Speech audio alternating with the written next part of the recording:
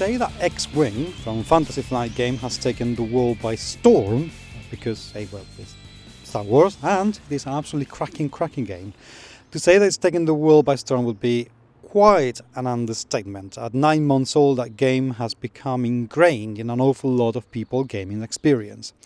So I think we're very much looking forward to hear what Jay Little, the designer of the game from Fantasy Flight Games, which come all the way from the US to the UK Games Expo, have to say, not just about X-Wing, which obviously we will be talking about, but also the Star Wars RPG that's been coming out in no time, and some of the work that he's done for the company, like the Warhammer Fantasy Roleplaying Game 3rd edition and Blood Bowl Team Manager. I'll shut up now. I'll let you enjoy what Jay has to say. Normally I would introduce the person that is on the stage, but I think that would be to do you quite a disservice, Jay, because you've been at this for longer than I know, and you've done stuff that if it's not known, it's because whoever doesn't know them has been living under a stone of sorts. But I would like to start with you about you've been working with Fantasy Flight for a fair length of time now. 5 years. Which is a career. Yes. Pretty much. And ever since the beginning, you've been working with pretty amazing licenses. Because working with the Warhammer role-playing game, yep. It's not that you got the license and ran with it, but you also did something very different from any Warhammer Fantasy role-playing game that's been done before. Yeah. What was that all about? Well, so that's an understatement that it was a little different. So how many of you are familiar with Warhammer Fantasy Roleplay 3rd edition? And how many of you had played an earlier edition or are familiar with some of the earlier editions? So there was quite a shift. The theme was still the same because it was Warhammer Fantasy, but the mechanics were obviously very different. And I was afforded the luxury of working on this property, and it's interesting, when I was brought in, I had actually just wrapped up a 2-year campaign of Warhammer Fantasy Roleplay 2nd edition. So when I was interviewing and they asked, do you know anything about this Warhammer Fantasy setting? My interview ended up being, I ran them through an adventure just to show them, and afterward I'm like, what do you think? So then they bring me on board and they go, great, we want you to be in charge of the new launch for 3rd edition. Oh, wow, that's awesome. I had all these ideas. But we want it to be different. We want it to make a real impression. We want it to be pretty big. I don't know how many of you have seen this box before, but it comes in an enormous box for the original entry point for the game. And it was interesting, Christian Peterson, the CEO of Fantasy Flight Games, we had a discussion early on in the project, and he basically gave me carte blanche to do what I felt was necessary to create, as he said, the game you'd want to play. And so I started working on it, and since I had experience with the earlier editions, I had started to do things pretty, I don't know if generic's the right word, but not as bold as some of the changes later. And he would look at it and that's great, push a little further, do it a little differently, go a little farther. And that's when the idea for the dice pool system and the narrative dice came into play. And I think by and large, for most players who have played Warhammer Fantasy Roleplay 3rd edition, the dice system is the thing that they find the most novel and innovative. And they've found ways, what's really exciting, to graft that dice system to other genres, to other games. I've had people tell me that they've played superhero games using that dice system. Or they've played cyberpunk type games using that dice system. It was really exciting to work on that license and see how closely to that theme and setting we could create using these dice, using the components, and using everything that was available to me. I also happen to be an incredibly big fan of indie-style role-playing games. Small print games, games that are really only expected to be played maybe once or twice because it's got a novel theme or idea that it's trying to express. I'm a huge fan. So over the development, it became clear that I was designing an indie-style game with like a summer blockbuster budget that I was able to keep on adding and changing. And for me, one of the keys when I felt like we had it right is when somebody told me that their Troll Slayer really felt like a Troll Slayer. That they were able to become reckless and mete out all this damage and then suffer the consequences for that behavior in a way that felt interesting to them, because if they got into trouble, it wasn't arbitrary. They had kind of pushed themselves to the limit and put themselves in that situation. So a lot of time and work went into the system, and hopefully people who have experienced it have come away appreciating the fact that a lot of energy and love went into the creation of this, because not only was I the designer of this series, I also did most of the layout, I did most of the editing and managing all of the freelancers. I put my heart, soul, and countless hours into this project because it was so important to me, and I wanted to do it justice. And I think anybody who's played it will agree that indeed succeeded an awful lot. What ideas in terms of the progression of the game did you have? Because if Fantasy Flight is very well known of, apart from the product looking generally really, really beautiful, its Fantasy Flight games is really fond of expansions.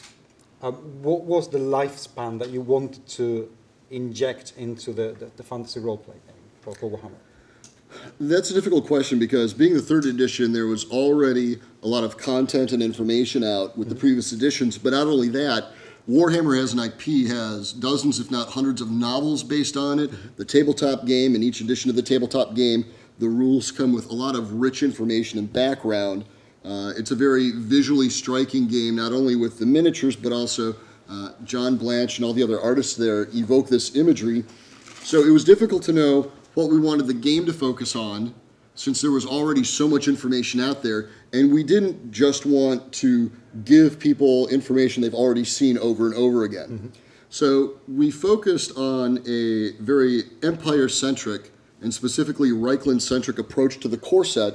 We were hoping that the core set was enough of a contained experience that if somebody bought that core set and nothing else, that they had a lot of information to really dig into and get years of play just out of that core set.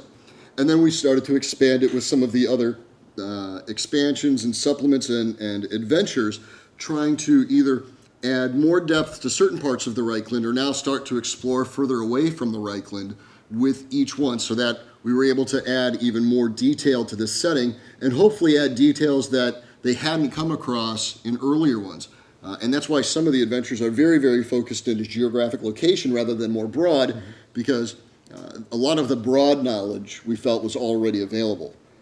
And because it's a very narrative-driven game, and it uses abstraction a lot, we wanted to also present adventures and ideas and seeds to help the players and the game master create a dynamic game where they're more focused on telling the story and sharing the story than flipping through rule books or having to measure things at the table or count squares. So that really became the focus of how we wanted to approach the line, and then we just kept looking at the needs of what do we think would be the most valuable to the group out there at the time, because we're hoping that this content isn't just valuable to the game master, but it's valuable to the players as well. So regardless of who in the game group may be picking up that content, it has something for them. And it does pretty well. I mean, I think you've done really well in terms of development the line, that you have not forgotten the past either. Because you guys, I mean, have had no hesitation in coming out with The Enemy Within. And not just that, but you also chose Graham to write again, The Enemy Within. And for those of you who don't know, I mean, The Enemy Within, absolutely iconic adventure of Warhammer, and Graham Davies, I personally feel he is one of the best adventure designers out there, and The Enemy Within is possibly the best adventure ever written. It is incredibly well regarded, not just in Warhammer Fantasy Roleplay, but across all fantasy role-playing games. It's amazing, and you guys decided to take the plunge and actually, we need to revisit that thing. That can be considered to be quite a risk. Well, yeah. Trying to follow up on what's considered one of the best adventures, storylines or plots ever, it's a pretty big undertaking. So we knew early on that we did not just want to take that adventure and update it to fit these mechanics. So we actually had a phenomenal cast of writers and developers working on it, including some other industry veterans who have done quite a bit of work for us in the past and were well versed in the setting, to kind of model, shape, and help create the storylines that Graham and Dave and Dan and other people were working on, make them fit into a continuous overarching story, and make sure that they felt like the themes that The Enemy Within was able to capture without just rehashing it. And I think they did an excellent job. And for those of you who have seen or played the WHFRP 3rd edition version, It also includes some novel twists and turns that the GM will find exciting that I'm hoping they had not seen before in another game. So they're able to GM and present a story experience unlike anything else that their role-playing group has seen. And I don't want to give any spoilers away, but there's a great deal of flexibility in ways to incentivize and create intrigue for the players to keep pulling them along through the story and have them feel incredibly embroiled in everything that's going on. And to finish with the fantasy and move on to other things, you guys also decided to change from the pure box set setting to also come out with the books, right? Which again, they, as you would expect, look amazing. What was the thinking behind coming out with the books and move away from the box a little bit? There are several reasons behind it. One is we do take fan response very seriously, and we accomplished what we wanted with the core set, make no doubt. We wanted to make a big splash. We wanted an all-in-one experience and a really bold entry point right off the bat to show people that Warhammer 3rd Edition was different, it was new, it was big, it was beautiful, it had FFG's full production qualities. But some people still like the comfort and reliability of taking a book. It's more portable and more accessible in some situations. We also wanted to be able to pull together some of the information and take into account some of the feedback we got both internally and externally to address either clarifying some rules ambiguities or updating some things to make them more relevant, as well as provide a format that people could find more accessible and play without the components, as well as in addition to the books, we created the vault, so if people did want the components or additional copies of the components without reinvesting in the core set, they could do that as well. So really the idea was to make, if you will, a buffet of content and options so that each group could pick and choose the elements that fit best for them.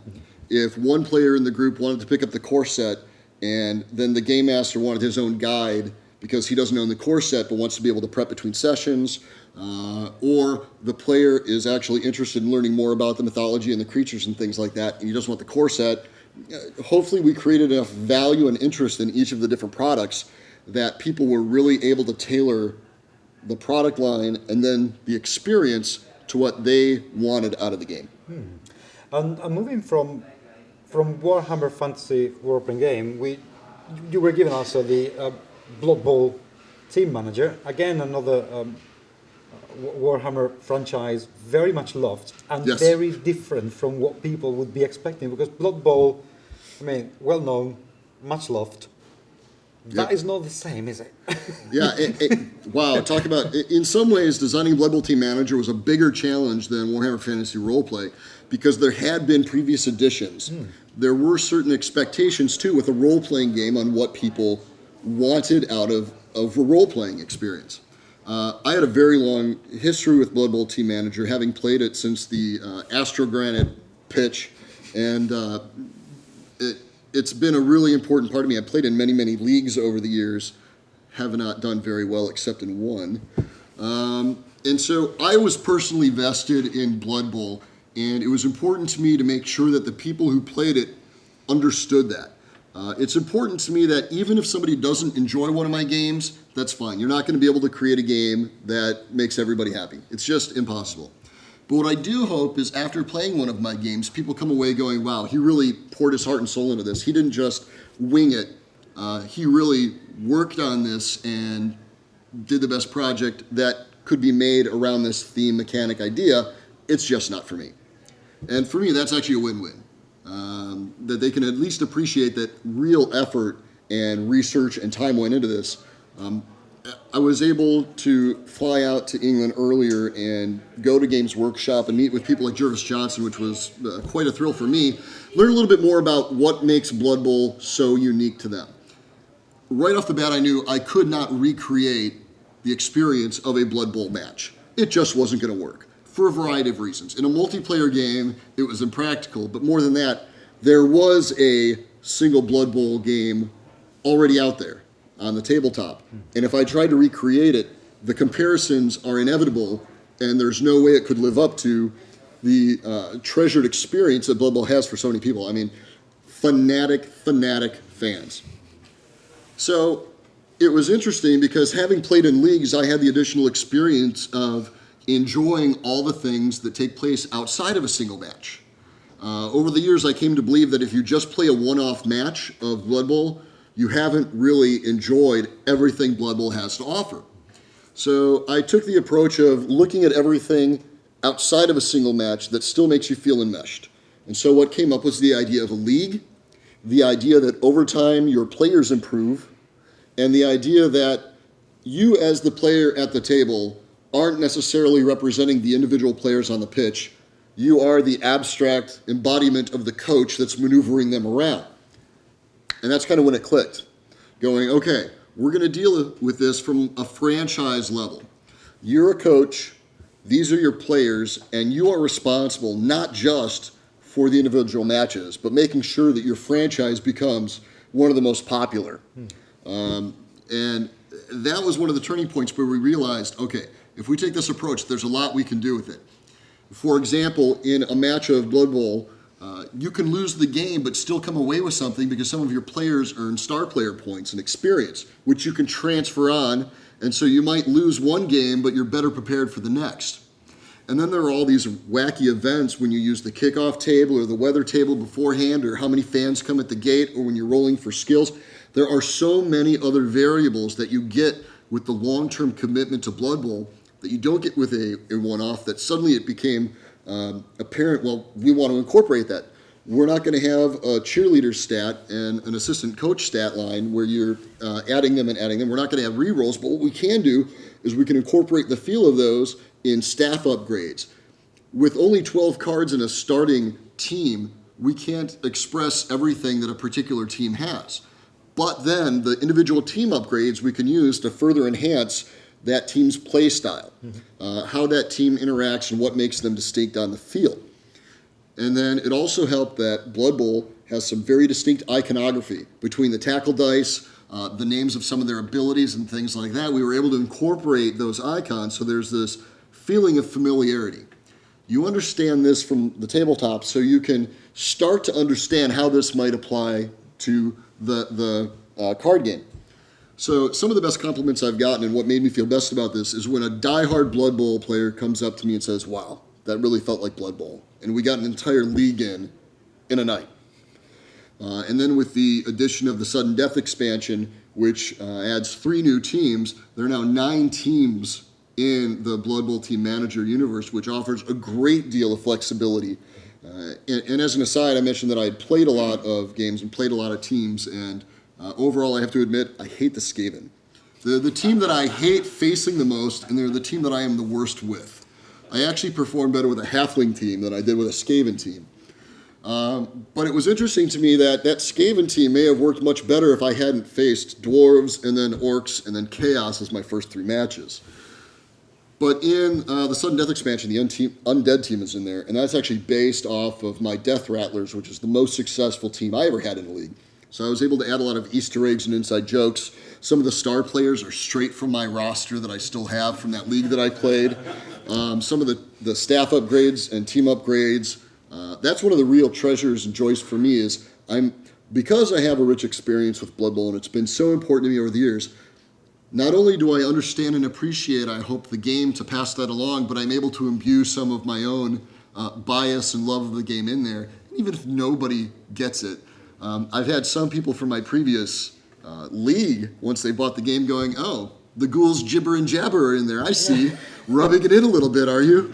So I really think we were able to do a great job, and I have to credit, really, Games Workshop for their feedback and Jervis for a lot of his feedback and direction, as well as you can imagine, playtesting is a huge, huge part of the game. And for Blood Bowl Team Manager, it was especially important that we have it playtested with die-hard Blood Bowl gamers, but we also had to playtest it and make sure it was a fun experience for people who had no idea what Blood Bowl was. So that was another one of the challenges, to make sure that we're actually creating a fun, engaging game that has strategic options that can be enjoyed by as wide a variety of people as possible. And now you were mentioning earlier, when we were talking before this, we started, that it's been more successful here in the UK than in the US, which is quite amazing because it feels like it would play very well to the American sports mentality. Well, it is very popular, but I think as a GW, license and with the strong GW presence here, it still does incredibly well in the States. It's just, I've had more people come up to me to talk to me about Blood Bowl Team Manager and Wolferup than I actually have about any of my other games, pretty close to even X-Wing, because they are such passionate players of this.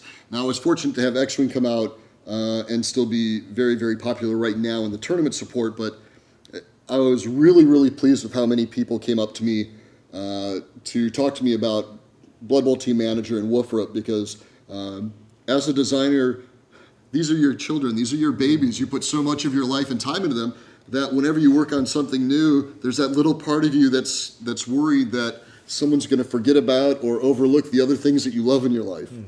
So it was really exciting for me to come here and have people appreciate those, hopefully on the strength of the game, as well as the license. They may have been drawn to it because of the license, but hopefully they continue to play it or really make it a part of their gaming group because they felt that I did those licenses justice. And Fantasy Flight's going to continue doing it justice because you guys are releasing expansions for Blood Bowl. What do you want the game to achieve from now on? What would you like to see the game in 5-10 years? There are a lot of things that I wanted to be able to include in the core set that I just couldn't do for a variety of reasons. So the Sudden Death expansion was one way for me to be able to add some of the things that I wish we could have added in the core set. And while I can't comment on future releases, I can say that there's still a lot that I want to see. For those people familiar with Blood Bowl, we've done 9 teams, which sounds like a lot, but there are so many more teams. And one of the challenges is we want each collection of 3 teams to feel like their own division with a certain identity and a certain common theme running through them. So right now, one of the challenges is, and exciting parts is looking through the remaining teams and seeing what opportunities we have, what more mechanics can we explore, what else do we want to include. I think the core game and the expansion touch on a lot of the things in the league experience I was talking about, but then there are all these other wonderful things. We've got cheating, but we don't have fouling. We don't really have bribing the refs. We don't really have inducements per se, but we have some effects that kind of mimic that. And so there's a lot of great stuff, a lot of great ideas that we can still explore. I guess what I'd like long term is for the game to be successful enough that we create enough expansions that I finally feel like you could play the entire league experience and feel like you have gone through and done what you would do if you had played an 8-week league with a playoffs and were just about to go into your next league based on whatever rules or structure your group went with. So you've got that entire arc from the beginning where you're scratching for money and trying to get star player points, and you're rubbing it in by passing it around at the goal line instead of scoring right away so you can just get a few more points, through the development of the players in the franchise, as well as offer something from the zoomed out view that the tabletop doesn't, by that sense of achievement of, I've built up more than just my players, but I've built something that ties this whole thing together. I think that would be really, really good if we can continue to do that with the game. I think the response from Sudden Death shows that the expansions are really well received and that there's a lot of content that we can produce for the game, that it has a solid core mechanic and a solid structure that is very conducive and flexible to accommodate new options that people can choose to use or not.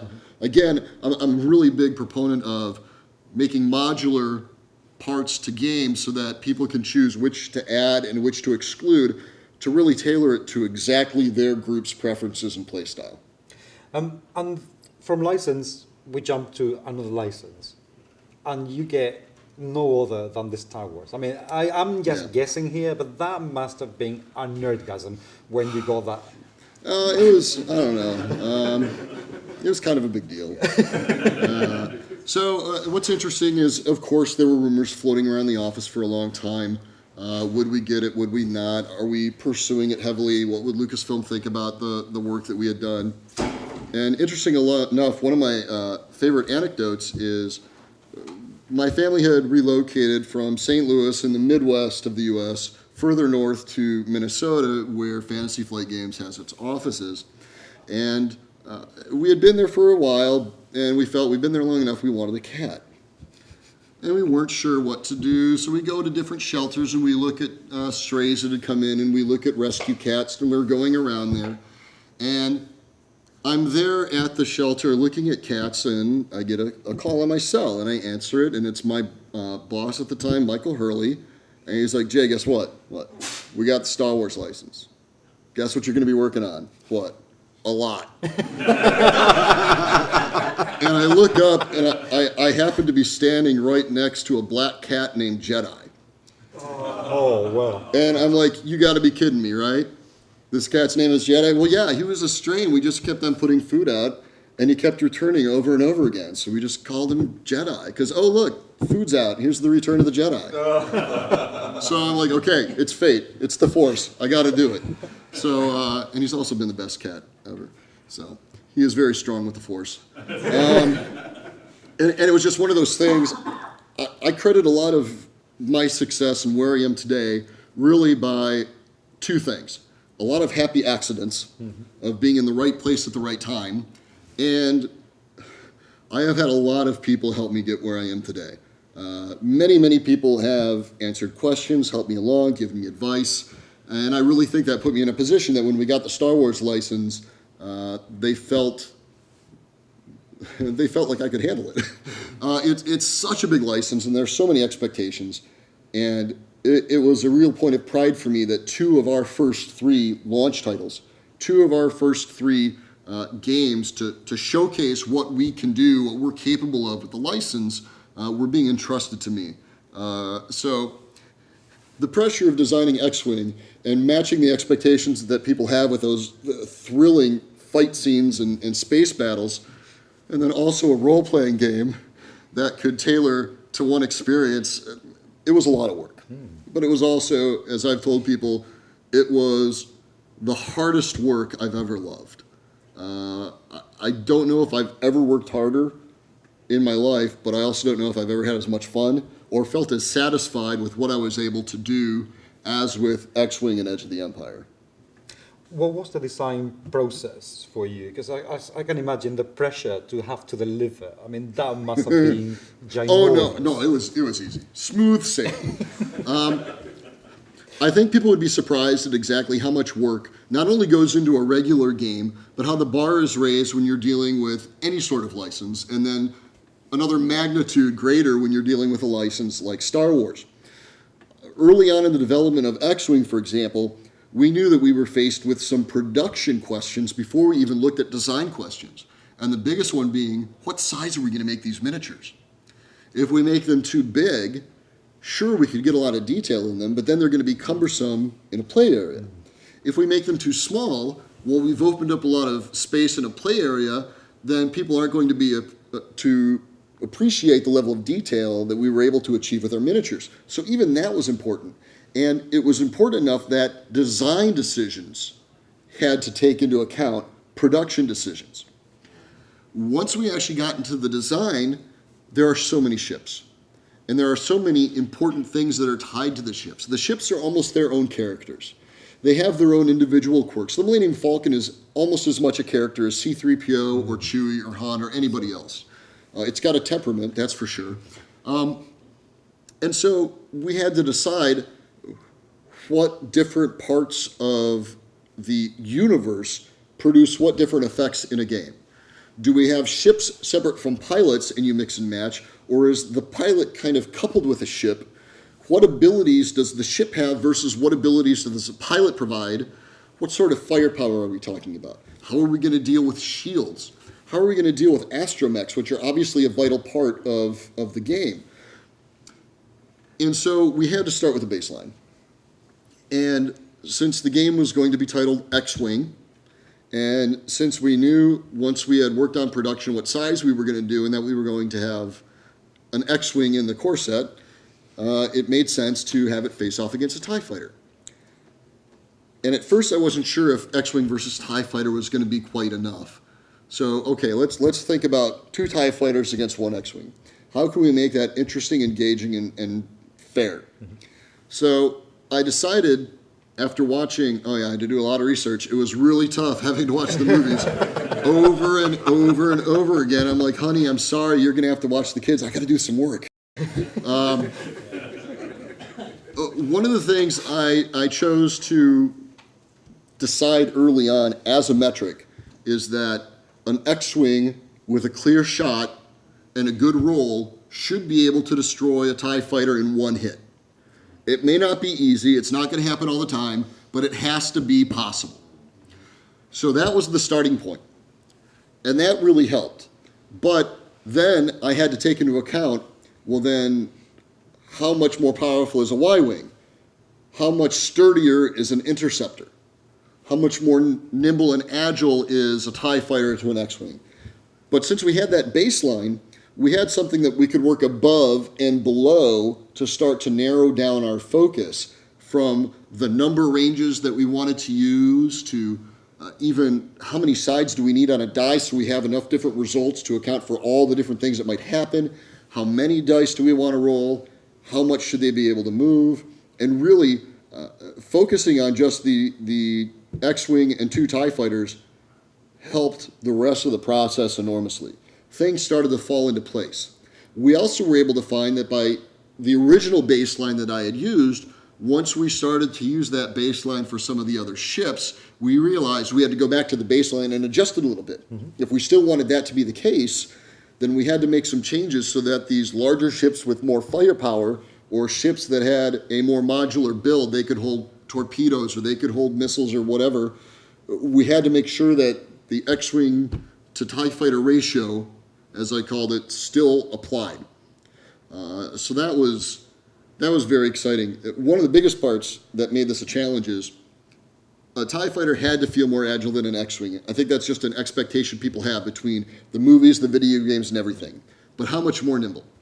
And how faithful to the source material can I be while still providing a balanced and engaging but fair game experience? And then I also knew that I wanted TIE fighters to be fragile, but again, if I make them too fragile, who's going to want to field TIE fighters? But if they're too sturdy, it's obviously not going to feel right. So just as much as mechanical balance was important, just as important was the expectation balance.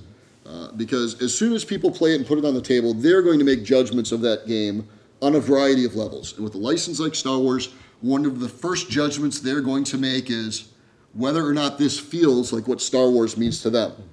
And if all they've ever seen are the original trilogy, their expectation of the Star Wars experience is very different than if they've seen all the movies, which is very different than if they played the like Rogue Squadron video games, which is very different than if they've played the role-playing games.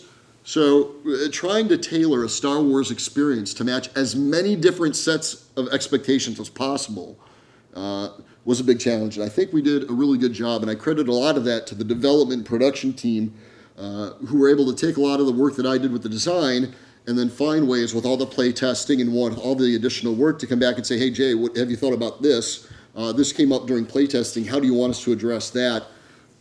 This is an example of how really every single person involved in the process, from design to production to the business end to even the people in the warehouse, like everybody was involved, either as a play tester or as someone with their hands on the project at some point to make sure that it moved through the entire production system smoothly. Were you guys expecting, because okay, you were expecting that this game was going to sell very well. Yes. Were you though expecting how well it's been accepted and taken on? Because it's, I mean, the game is just about a year old, and it's 9 months. It's and it's amazing how many people are buying and playing and doing stuff with it. Yeah. So we were very, very confident that we had designed a good game. From both our internal and external feedback, we were really confident we had a good game. And we knew, obviously, with the Star Wars license and the quality of the miniatures, if nothing else, people would be buying this product.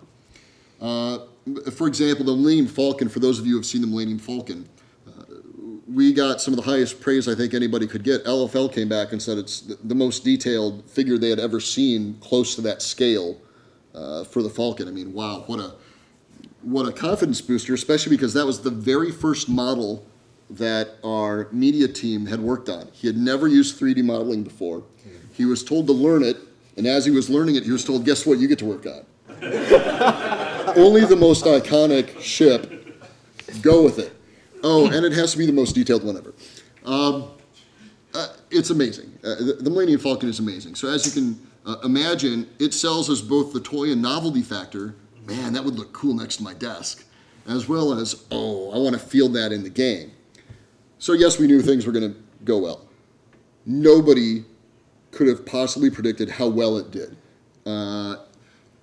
In just a few weeks, it became the highest selling game or launch in that first window of any game we had ever produced, period. Hands down, without a doubt. And we did not expect that. We were very aggressive with projections, and there's always some risk with that, and it blew past those. So that's very good and also very, not bad, but an awkward position to be in because there was incredible demand and we couldn't supply it fast enough. Our factories literally could not build it fast enough to maintain the quality to meet the demand. So we're constantly looking at our production processes and how we ship things and how we assemble things and how all of this is developed because we know that this demand wasn't just an initial burst of demand when the product was launched, but it has been a sustainable demand since its launch. And we are doing everything we can to make sure that we can continue to produce at a higher volume the figures at the quality people are expecting. Trust me, if we could get them into your hands faster, we would. Just like with the Millennium Falcon, some people were disappointed that we didn't get it out in time for Christmas. Let me tell you, that was an agonizing decision on whether or not, how do we wait? How do we make sure, at what point are we satisfied that this is the best possible product we can offer between the rules and the quality and the miniature of the ship? And as much as it hurts to miss a huge retail event like Christmas, we knew that long term, it was better, hopefully for everyone, to wait. And I think based on the response, it's still selling incredibly well. The response has been very positive. And I think even the players, when they get their hands on the Falcon and Slave One, are amazed and they see details that they hadn't even known by watching the movies. So we had to make a lot of tough decisions throughout the course of X-Wing. And I think its success is a testament to the fact that we made a lot more good decisions than not. That's very true indeed. And you were working at the same time on the role-playing game. Yes. Now, I can imagine the role-playing game coming with a different set of pressures and expectations, Yes. because this is the third time that there is a role-playing game based on the Star Wars universe. And the first time it was successful, still much loved, but it went away. The Wizards of the Coast version of the game, Which they had several versions of. yeah, let's say they could have been better. Leave it there. It was still very, very popular, and a lot Yeah. of people still play it. So, well, one advantage to this is I had a lot of other role-playing material to look at and to see how they approach the game. And based on being in the industry and being a gamer for so long, see what people, the gamers, liked and disliked about all the previous systems. One of the tough decisions with Star Wars is the decision of what do you include in the game? Because you cannot include everything. We can't sell a 1,000-page book that gives enough detail to every single thing that we want, which makes it a little bit tougher. So early on we decided, you know what? Instead of trying to create one book that tells everything, we really need to create 3 separate product lines that each capture one of what we felt were the most iconic aspects of the game. The scum and villainy and Han Solo and Chewie and smuggling sort of idea, and that's Edge of the Empire. Then we've got the struggle between the rebellion and the Empire and how that started and how the rebels are faring and fighting back and what they do and the diplomacy as well, and that's Age of Rebellion. And then there's this other thing called the Force. And Jedi are such a huge part of the setting and the experience, that we wanted to make sure that we were able to devote enough space and time to it that it is in its own product line, Force and Destiny. However, I couldn't just design one game at a time. I was actually designing all 3 games at the same time because all 3 games are cross-compatible. I had to make sure and actually develop and design the Force rules during the development of Edge of the Empire, because they had to work when Force and Destiny came out.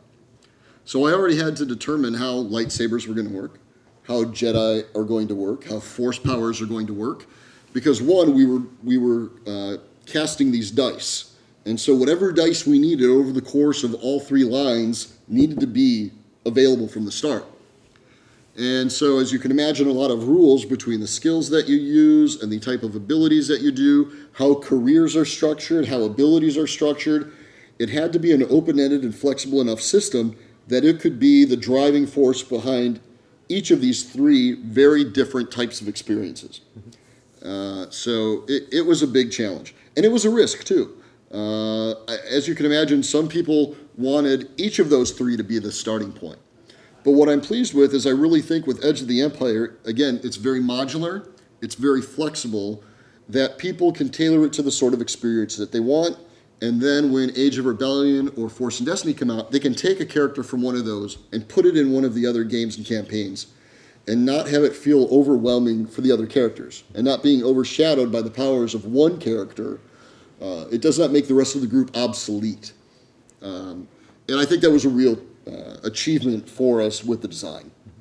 Indeed. I mean, I'm guessing because I haven't book there yet. The only copy of the final core book in the UK. Yeah, rub it in. 450 pages of beautiful, beautiful full color. You realize you're not going to be able to watch your... Nice art, right? You're evil. Right, let's open the floor to questions from the present humans. Please do ask away. Yes. Any ideas for a campaign system for X-Wing? Any ideas for a campaign system? Well, let's see. There are a lot of things left in the space battle idea and how they are carried along in the movies to still explore. Obviously, there are also more ships. Once we introduce the Hawk 290, I think people are like, wow, if they're going into the extended universe, that opens up the table to a lot. I think because of the point-based system that we use and the objectives and missions that we introduce, I think that should give people an idea of other things that we can work toward in the future. Otherwise, stay tuned to fantasyflightgames.com for more information and ideas about future products and all the latest breaking news. I think I've always, anytime I've had or enjoyed a board-based, figure-based game like that, or whether it's Silent Death in the olden days, one of the first questions I've always sort of drafted to is, yeah, I enjoy this, right, I want a campaign based on it. I want to be able to develop the characters, develop the pilots, develop the squadrons. Well, some of my favorite games are Hornet Leader. Silent Death is perhaps my favorite space battle game of all time. Let's see, Wings of War, Aces High, Blue Max. Crimson Skies is also very, very important to me, both the original FASA one, and before I worked at Fantasy Flight Games, I worked at WizKids at the time that Crimson Skies was being developed. So I was actually able to participate and help shape Crimson Skies to a certain extent. So that was also very influential. So having played all these games, and of course the video games, there was a lot to draw on. And knowing that those are some of the sources that I drew on, you can kind of extrapolate from there some of the things that may have influenced me or think that I can still explore. Yes? Sorry, quite a naive question, I guess, but I was just wondering, how much involvement or input or control does Games Workshop have when you're developing something like the Warhammer Fantasy Roleplaying? That's a great question. What sort of involvement or influence does Game Workshop have with the IPs that we use? And first, Games Workshop is great to work with. They want to see us succeed because they're our partner, and having known Fantasy Flight Games background and repertoire they know that we make good games. So initially with the role-playing game in particular, there was a lot of back and forth where I would ask questions. I got to meet Alan Merritt, who is basically the be-all, end-all canon expert for anything and everything Warhammer Fantasy or 40K. So we established some ground rules. We decided what we wanted to do. They were very responsive. When we would pass the manuscripts, instead of just saying rejected, they would tell us, well, in this section, I think you should focus here, or in this part, we prefer it if you do this. But what was great is over the time in the development of this, we established a better relationship with the licensing manager, Owen Reese, who was handling our approvals. And as they understood that we were treating this IP respectfully and that we knew the IP, we were given more and more freedom to explore more and more things, and they were able to look at that. And it was great because over time, the relationship between us advanced as we got a lot more comfortable with each other. And so approvals were easier because we were able to anticipate what they wanted us to work on and focus and how they wanted us to treat the IP. And from a design standpoint, we knew the sandbox that we had to play with, and we were able to really design within that and take advantage of the elements that they gave us control over. Next question? Yes. Firstly, vote for Ty Jones, please, if we're going to have an Extended Universe, because I'm very keen on. Stay tuned to Fantasy. I'm working on some AI to play a fairly naive version of the X-Wing game, because I think it's quite a nice platform to develop game artificial intelligence for. And I've got very lofty ambitions to one day have a bot enter a tournament so I can actually have my computer playing instead of me playing, because I'm terrible at it. There's an asteroid, I'm a magnet fit in it, which is why I play ties, because that's all they do in the films. But do you ever anticipate, or could you ever imagine the idea of a bot entering the competitions, and how would you feel about that? Or is it we don't serve droids here? Well, if it was you with an astromech, maybe. That's an interesting question. I actually find it quite interesting. The mechanical and the programming approach that goes into design. I have some background in the tech industry and field. I look at game design as flowcharts and if-then conditional statements and programming and algorithms and mathematics. But I can also see the soft side where it's gut instinct and emotion and things like that. I think that unlike chess, there's such an emotional investment, and there are so many instinctive decisions to make because of anticipating and outguessing your opponent in that mental game, that it just would not be the same if you weren't playing a human opponent. I just wondered if with X-Wing, you advertised it as an easy game. It seems to have appealed to people across the board. I come from a war game before we came over. But there's so many people that I know that are getting that from, as I've been here this weekend, talking to different people from all different backgrounds, RPG, ball gamers and war gamers, all going for the same game. Is that part of the appeal of it? It was a goal to create a game that would be attractive to as wide an audience as possible. Obviously, we want to be able to sell units. I think that's one reason why we weren't anticipating the success, is because each level of market that we were going after responded very, very well. For those of you who have played, there's a quick start set of rules that are allow you to play within 5 minutes, literally, that quickly. And my goal for that was, in order to know that we had the right quick start rules, my older son, at the time 9, had to be able to teach my younger son, who was 5, without having me involved. And there are other people at the office who had children in that same range too. So we actually use that as a metric.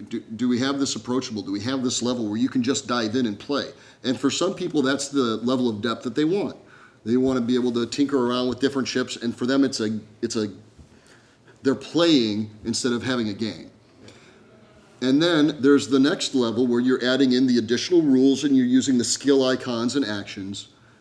Then there's the game where you're playing mission-based because you like that campaign feel, or you want to put a series of missions together and see who can win the best 3 out of 5 or whatever it might be.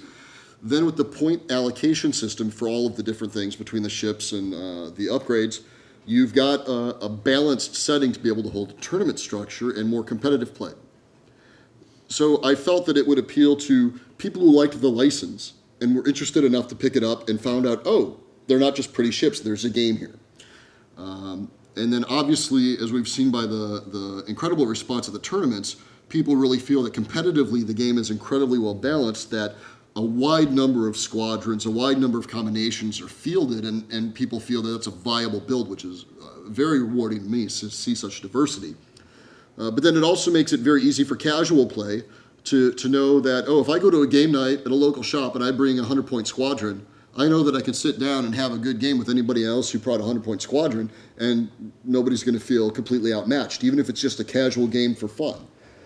It also allows people to just kind of put together squadrons that otherwise they might not. I like to just take all of the pilots, for example, for the Rebellion, and randomly shuffle everything together, flip one over, grab that mini, flip the next one over, grab that, and then once I get around 85, 90 points, I stop, and then I start adding some upgrades, and I'll field that, and I'll just see, can that combination work? Am I going to see some interactions that I wasn't expecting? And then there's the challenge of, can I get this squad that I wasn't planning on to win? And so I think there are just so many ways that you can play the game, and I think that's one of the credits for its success. One last question. Okay. The metagame. Yes. And the balancing of pilot skills and scores and everything. Obviously, we've started to see people developing different pilot skills and kind of combining them together to almost create an engine for stress tokens and focuses and so on. Is that something that when you were designing the different pilot cards, you anticipated and tried to work out all the different combinations, or did you kind of put them in and these things have emerged from people playing the game? Well, no decisions are made lightly, especially with design, because once it's out in the market, it is a fact. So yes, we tried to create abilities that we knew were going to interact, as well as be thematically appropriate for that particular pilot. We wanted combos to exist. It would be difficult to make, for example, a collectible card game or a living card game without anticipating that these effects are going to be interwoven by clever players to try to maximize their strategy, or perhaps have their opponent face something they weren't expecting. So yes, that was obviously a very intentional design part. There is actually a random website that will create random squadrons for you, which is quite a good website. Thank you everybody for being here. Thank you, Dave. Thank you for having me. Please do talk to the man afterwards. Thank you.